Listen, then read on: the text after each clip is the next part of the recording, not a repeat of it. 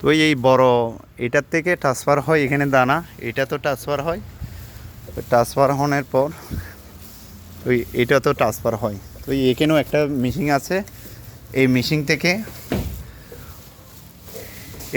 থেকে দুটোটাই ট্রান্সফার হবে। একটাই বড় ওইটার মধ্যে আসবে, পিছিয়ে যেটা বড় আছে বড় ওইটার থেকে আসবে, এখান থেকে আবার এই ছোটো এগুলো দিয়ে এটা দিয়ে এখান থেকে বাঁক হয়ে যাবে, এটা দিয়ে এখান থেকে বাঁক হয়ে যাবে।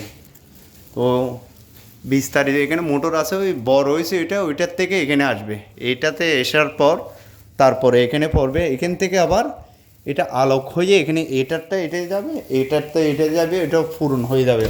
পূরণ হয়ে গেলে আমাদের হাউসে দানাগুলো মানে কি থাকবে। তো আমরা ওই টাইমে দানাগুলো দিয়ে দিই।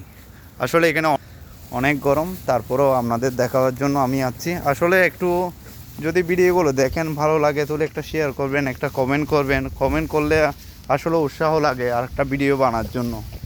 তো সকলে ভালো থাকবেন, সুস্থ থাকবেন। আমি এই পলিথিনটা পড়ছি যে আমি ওখানে যেখানে পানি দেবো এটা ভিজে যাই, তো ভিজে গেলে এটা অনেক ঠান্ডা লাগে, তার কারণে আবার বাইরেও